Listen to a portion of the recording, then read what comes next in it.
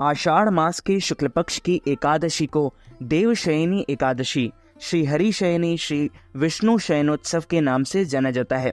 देवशयनी एकादशी तिथि का आरंभ 16 जुलाई 2024 मंगलवार को रात 8:34 से हो जाएगा, जो कि 17 जुलाई 2024 बुधवार की रात 9:03 पर एकादशी तिथि समाप्त हो जाएगी। अतः द्वादशी युक्त शुद्ध हरिवासर एकादशी 17 जुलाई 2024 बुधवार के दिन ही रहेगी। इसी दिन सभी भक्तजनों, माताओं, बहनों, वैष्णव जनों को एकादशी का व्रत 17 जुलाई 2024 बुधवार को ही रखना है। एकादशी व्रत का पारणा यानी व्रत खोलने का समय 18 जुलाई 2024 बुधवार की सुबह 6 बजे से 8 बजे के बीच में आपको कर लेना चाहिए। विष्णु एकादशी गीता तुलसी विप्रधे नवः असारे दुर्ग संसारे शतपदी मुक्तिदायिनी, अर्थात भगवान श्री हरि विष्णु जी का पूजन करना, एकादशी का व्रत रखना, गीता जी का पाठ करना, तुलसी जी का पूजन एवं दर्शन करना, ब्राह्मणों की सेवा करना, दान करना, भोजन कराना, गौ माता की रक्षा व सेवा करना, यह 6 कार्य इस कठिन संसार सागर को पार कराने हेतु मुक्तिदायक बताए गए हैं। पूरे वर्ष में 24 एकादशी आती है, लेकिन जिस साल अधिक मास या पुरुषोत्तम मास आता है उस साल 2 एकादशी अधिक, यानी कुल मिलाकर 26 एकादशी आती है।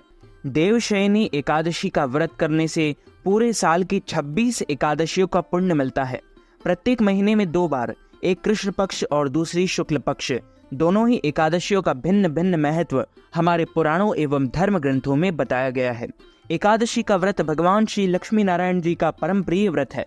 एकादशी का व्रत करने से मनुष्यों के कई जन्मों के पाप जड़ से नष्ट हो जाते हैं तथा उनके पुण्यों का उदय होता है। जब मनुष्य के जन्म जन्मांतर के पाप नष्ट हो जाते हैं तभी उन्हें सांसारिक एवं भौतिक सुखों की प्राप्ति होती है। जो भक्त एकादशी का व्रत करते हैं उनको दशमी से लेकर द्वादशी तक कुछ महत्वपूर्ण नियमों का पालन अनिवार्य रूप से करना चाहिए। दशमी के दिन पराये अन्न अर्थात दूसरे के घर का भोजन बिल्कुल नहीं करें। एक समय शुद्ध एवं सात्विक भोजन करें। इस दिन चावल, लहसुन, प्याज, मांस, मदिरा, मसूर दाल, कटहल की सब्जी का उपयोग नहीं करना चाहिए।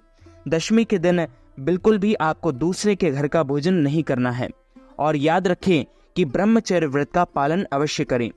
एकादशी के दिन सुबह जल्दी उठकर स्नान करके पूजा अर्चना कर एकादशी व्रत का संकल्प धारण करें। उसके बाद भगवान से प्रार्थना करें, हे कमल नयन भगवान अच्युत, मैं एकादशी के दिन निराहार रहकर दूसरे दिन ही भोजन करूंगा।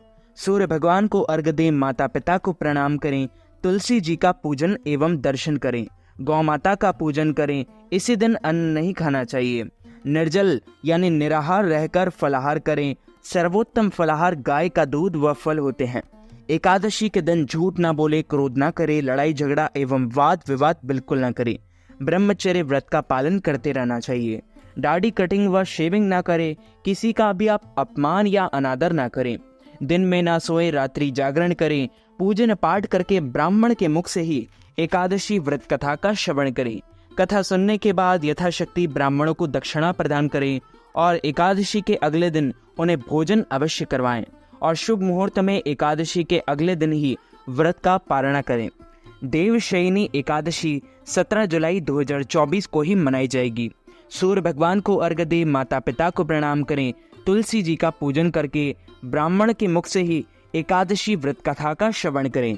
बोली श्री लक्ष्मी नारायण भगवान की जय, श्री वृंदावन बिहारी लाल की जय, श्री गिरिराज धरण की जय, बाल कृष्ण लाल की जय, श्याम सुंदर श्री यमुने महारानी की जय, जगत गुरु श्री वल्लभाधीश की जय, गोसाई जी परम दयाल की जय, श्री गुरुदेव की जय, लाडले लाल की जय, आज के आनंद की जय, रज रानी की जय, रस रानी की जय, राधा रमण लाल की जय, राधा रानी सरकार की जय, गिरधर लाल प्यारे की जय।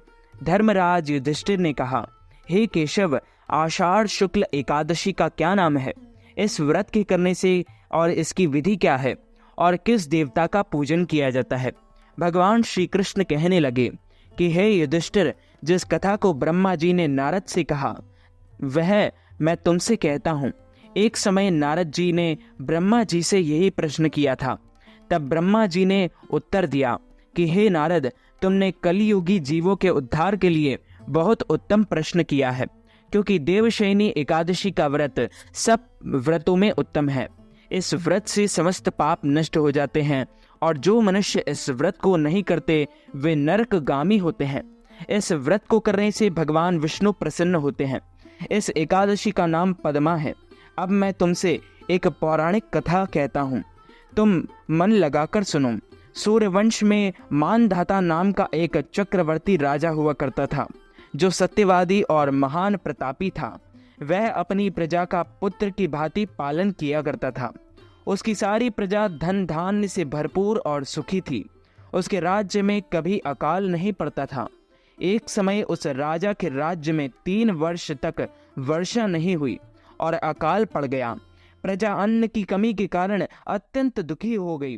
अन्न के न होने से राज्य में यज्ञादि भी बंद हो गए। एक दिन प्रजा राजा के पास जाकर कहने लगी कि हे राजा, सारी प्रजा त्राही त्राही पुकार रही है, क्योंकि समस्त विश्व की सृष्टि का कारण वर्षा है। वर्षा के अभाव से अकाल पड़ गया है और अकाल से प्रजा मर रही है। इसलिए हे राजन, कोई ऐसा उपाय बताओ जिससे प्रजा का कष्ट दूर हो। राजा मानधाता कहने लगे कि आप लोग ठीक कह रहे हैं। वर्षा से ही अन्न उत्पन्न होता है और आप लोग वर्षा न होने से अत्यंत दुखी हो गए हैं। मैं आप लोगों के दुखों को समझता हूँ। ऐसा कहकर राजा कुछ सेना साथ लेकर वन की तरफ चल दिया। वह अनेक ऋषियों के आश्रम में भ्रमण करता हुआ अंत में ब्रह्मा जी के पुत्र अंगिरा ऋषि के आश्रम में पहुंचा। वहां राजा ने घोड़े से उतरकर अंगिरा ऋषि को प्रणाम किया।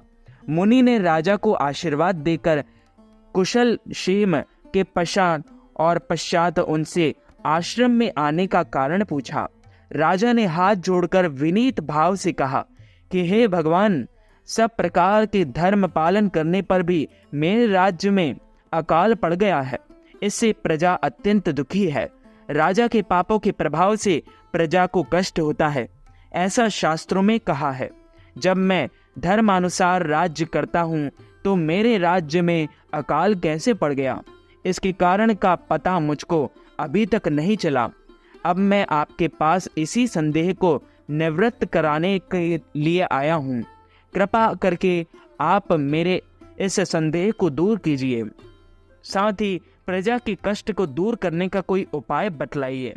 इतनी बात सुनकर ऋषि कहने लगे कि हे राजन, यह सतयुग सब युगों में उत्तम है। इसमें धर्म को चारों चरण सम्मिलित है, अर्थात इस युग में धर्म की सबसे अधिक उन्नति है। लोग ब्रह्म की उपासना करते हैं और केवल ब्राह्मणों को ही वेद पढ़ने का अधिकार है। ब्राह्मण ही तपस्या करने का अधिकार रख सकता है, परंतु आपके राज्य में एक शूद्र तपस्या कर रहा है। इसी दोष के कारण आपके राज्य में वर्षा नहीं हो रही है। इसलिए यदि आप प्रजा का भला चाहते हैं तो उस शूद्र का वध कर दो। इस पर राजा कहने लगे कि महाराज, मैं उस निरपराध तपस्या करने वाले शूद्र को किस तरह मार सकता हूँ? आप इस दोष से छूटने का कोई दूसरा सरल उपाय बताइए। तब ऋषि कहने लगे कि हे राजन, यदि तुम अन्य उपाय जानना चाहते हो तो सुनो। आषाढ़ मास की शुक्ल पक्ष की एकादशी का नाम पद्मा है। देवशयनी एकादशी है। इसका विधि पूर्वक व्रत करो। व्रत के प्रभाव से तुम्हारे इस राज्य में वर्षा होगी और प्रजा सुख प्राप्त करेगी, क्योंकि इस एकादशी का व्रत सब सिद्धियों को देने वाला है और समस्त उपद्रवों को नाश करने वाला है। इस एकादशी का व्रत तुम प्रजा, सेवक तथा मंत्रियों सहित करो। मुनि के इस वचन को सुनकर राजा अपने नगर को वापस आया और उसने विधि पूर्वक पद्मा देवशयनी एकादशी का व्रत किया। उस व्रत के प्रभाव से वर्षा हुई और प्रजा को सुख पहुंचा। अतः इस मास की एकादशी का व्रत सब मनुष्यों को करना चाहिए। यह व्रत सभी लोक में भोग और परलोक में मुक्ति देने वाला है। इस कथा को पढ़ने अथवा सुनने से मनुष्य के समस्त पाप नाश हो जाते हैं।